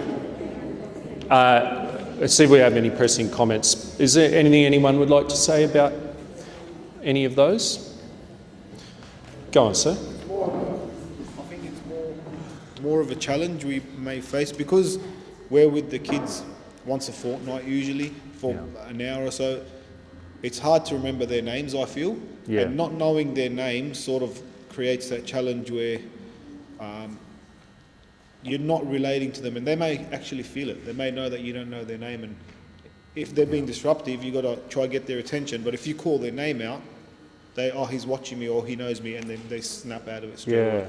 I think I'll say something about that, sir. And young teachers, the second thing I say is let's set ourselves a goal for using praise in the classroom. I want 8 pieces of praise. That's the second thing. The first thing is that number 1 there, learn their names and learn something about them. I said this to Vincent a month ago when he said, "Oh, will you come and do this?" I said, "Oh, sure." And I showed him this, which is something I use with the uni kids. And he said, "Well, it's so hard, Andy." And he said exactly the same thing which you just said. We don't see them very often. It's hard to learn their names. So my advice would be pragmatic about it. You can show someone that you respect and care for them even if you don't know their name. So you have to keep doing that. And you have to go gently with yourself. You're not going to learn all of those names. But let's try as hard as we can. So I'm not going to make high school kids learn name tags, but I'm going to try and clock 2 or 3 kids every class. And if I know I'm not very good, in my little notebook, Jimmy, Marco, Sebastian. And the kids would be horrified to see it. Jimmy, tall blonde hair. Marco, glasses. Sebastian, likes soccer. So you need to be a bit careful with that, but I'll do that. When I get into a new school, the first thing I do is get a copy of the yearbook, and I learn every staff member's name from the staff photo, so I can do what you were talking about. So we need to work as hard as we can at it, but we will acknowledge our limitations. There's only so much that you humanly can do. If you set yourself the goal of learning 1 or 2 a week. Anything else you wanted to have out of this? Yes, sir. The names thing. One of the things that Lani taught me, I'm Lani's husband, and I've just got my catechist training wheels on. And one of the things that she does is first lesson we do a seating plan, because most of the kids sit in the same seats. They're creatures of habit. And so we're able, if there's a lot of them there, I just go around, pop all their names down. Oh, that's so good. And then we've got a chance to identify them and that as a seating plan. Yeah. So Lani, and sorry, what was your name, sir? Doru. Doru was just saying that Lani's technique is a seating plan. Sometimes with kids you ascribe their seats. I wouldn't recommend that for you, because you don't really know the kids. Sometimes you do have to move a kid. It's a responsive strategy, which we'll talk about in a second. But you can still sketch out where the desks are. The kids are extremely territorial. So I know where I can find the kids in the playground. I know where Year 8 sits, I know where this group sits. So you can, seating plan is another really good tip. Folks, I know that we could talk about this for half an hour, but I hope you feel very praised by this, because I reckon you'd be doing almost, you recognise it, right? This word agency, that's one of the tricks, I think, in dealing with teenagers who you haven't got a high trust relationship with. Give them decision makings. And we'll talk about that here. I'll just quickly show you how to do this, or how I do it at least. So if this person hasn't done, I'm sure it would never happen with you, but if this person hasn't done acceptable work, I can see that they haven't done acceptable work because they're on their device, or they're talking to their friend, or I can see they haven't even picked up the pen yet. So I don't want to give that more attention than the kids who are doing good work. So the first thing I'm going to do is try and clock a kid anywhere in the proximity who I can praise. Oh, hey, now appreciate that. This guy, wow, it's like he's halfway down the page already. That's really good. Great work, champion. Well done. So I'll do something like that. And so I'm right straight across the face of the naughty kid here, haven't even made eye contact. But here I'm like, champion, nice, I like it. Halfway down the page, something specific there. And say, where's everyone else up to? Question 2, that's pretty good progress. I reckon question 2 would be your over-under mark. So I'll talk like this. So if you're under question 2, you might be a little bit behind. If you're ahead of question 2, you're going really well. Good on you. I'll tell you what, I'll check in 3 or 4 minutes. So you go general, like that. See if it works. I'll work about a third or a half of the time. Because if the kid is really in a pattern of not doing any work, that's not going to work for them. So,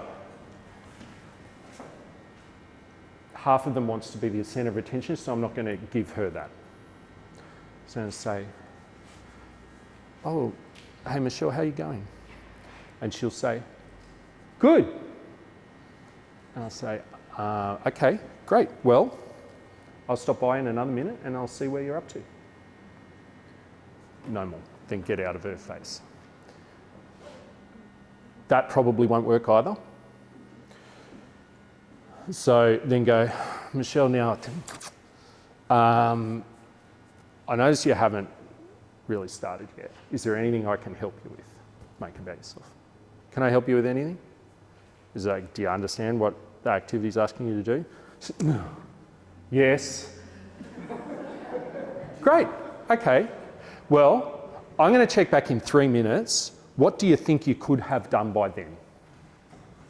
So don't set the goal for them. Get them to set their own goal. Give them the agency, that word agency. I'm going to stop back in 3 minutes. What do you think you could have done by then? So, I don't know. Well, you tell me. What do you think you'll be able to do all 3 of those questions? No. Well, how? You say how much? I'll do question 1. Great. Oh, hey, Mick, this is great. Look at it. And then straight onto positive reinforcement elsewhere. So the bigger voice and the bigger gesture is for the positive. The quiet goal setting is for the negative. And if she's done anything at all when you get back there in 3 minutes, like it's Christmas morning. Oh, Michelle. Hey, that's, okay, I'm not going to make you, but if you're comfortable to share that, that's a great start. That's a great start. Okay, and then just don't give her too much attention because her identity is not to be good at her work at school, usually. So you don't want to disrupt that too much. If you give her too much attention for being a good learner, then you'll lose her off the other side. So just the right amount of kind of, hey, that's really good. A criticism of this would be, are you sort of pandering to their level? Yes, I am. So I'm, in the olden days, you probably, I don't even know if you could. We certainly didn't respond very well to this style of teaching. But the Morris brothers would stand in the front, and they were fearsome, these blokes. They were great men though. I loved them. But they would sort of tell you to do it, and you'd bloody do it. And you wouldn't do it extremely well, but you'd give it a good enough tilt so that you were off brothers' radar. But what I'm trying to do now is, that's not going to work for me, because those days are gone, unfortunately. What I'm trying to do now is get the kid to have a self-identity as someone who deserves to do good learning. My self-identity is as a good learner. And as someone who's loved by God, who I can see the image of God in. All right, a couple more things. So you'll see some more research on the back of your sheets, which you can have a look at later on. We won't have a look at it now. These are some of the things, the power of changing. I think I'll put one in about the post-it note style activity. This is one I really think, if you're having trouble engaging the group, if you ask a question and don't get much back, or there's one kind kid who tends to take it for the team, I really recommend that post-it note strategy for you. Get them all to write something and share it intimately so that it's heard, not necessarily in front of the group. You'll get the engagement without the hands up if you style of question, which will work for a lot of them, but not for everyone.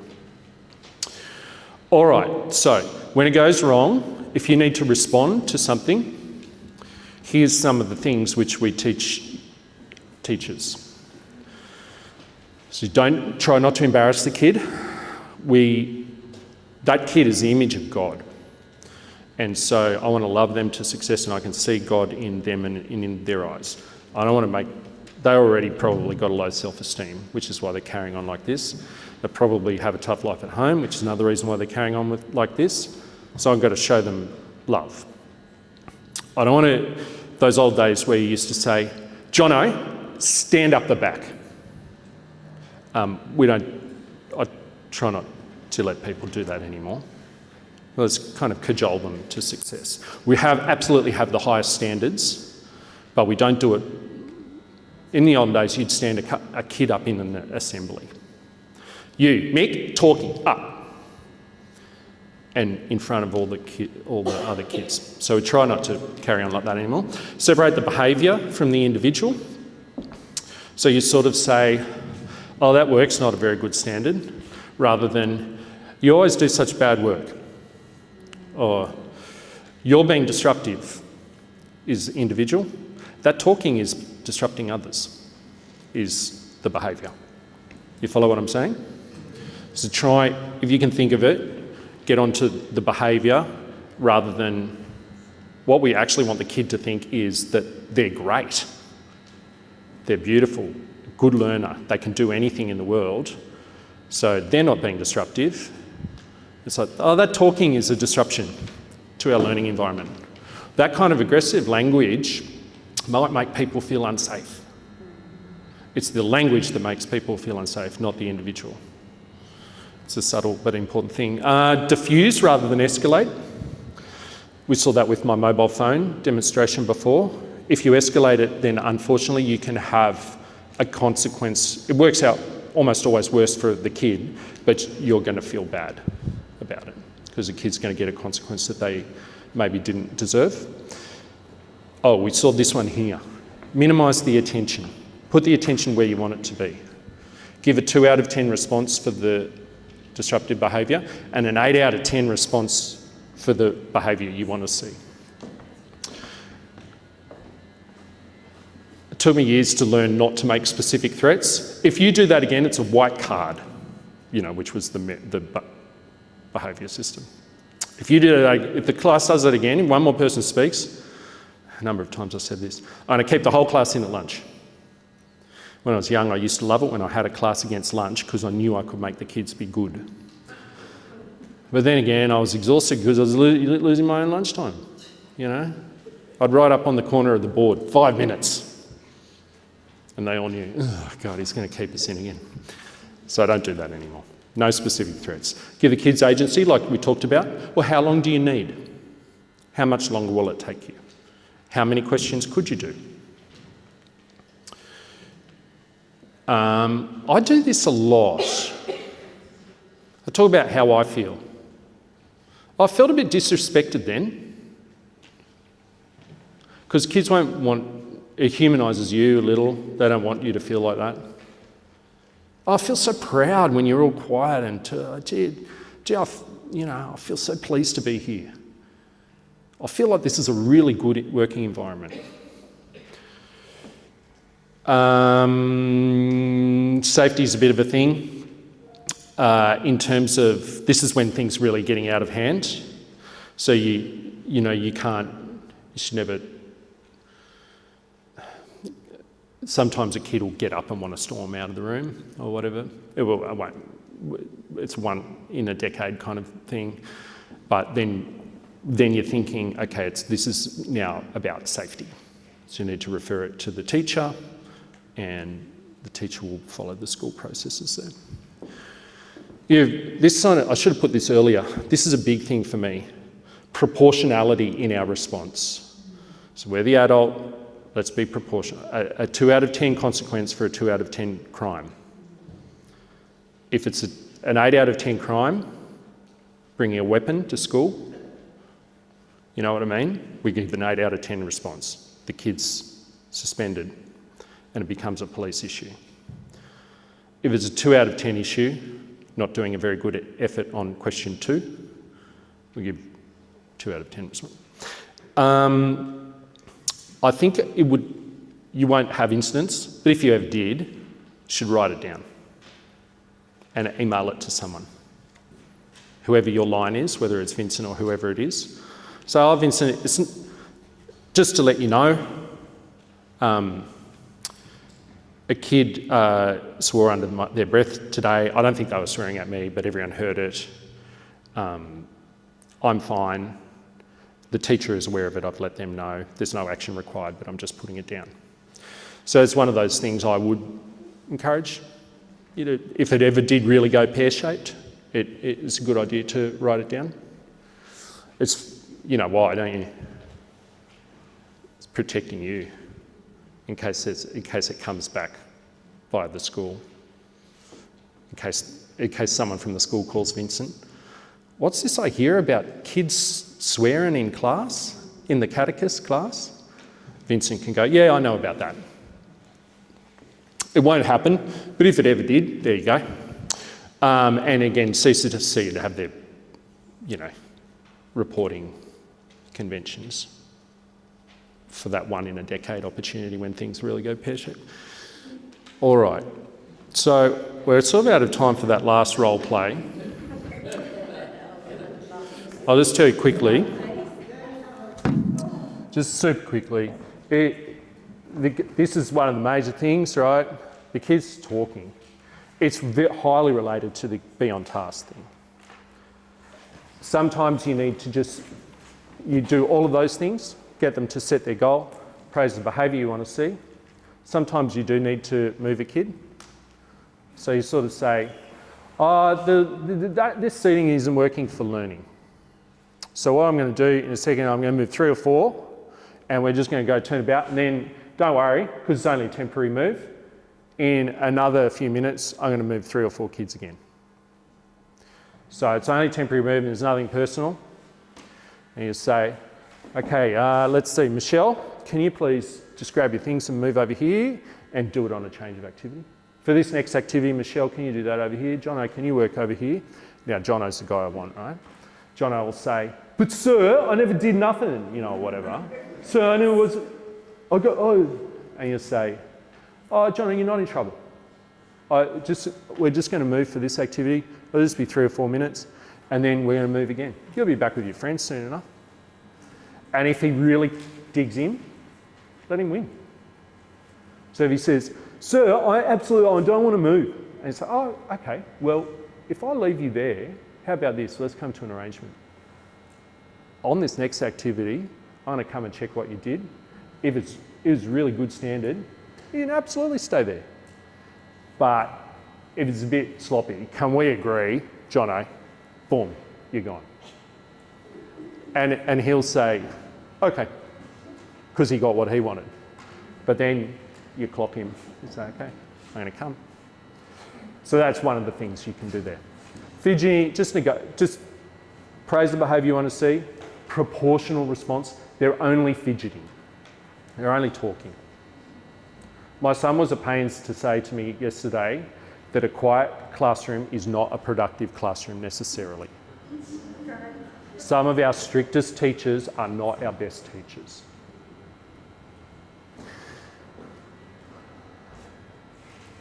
Okay, we've been through those. So here's what we set out to do at the start.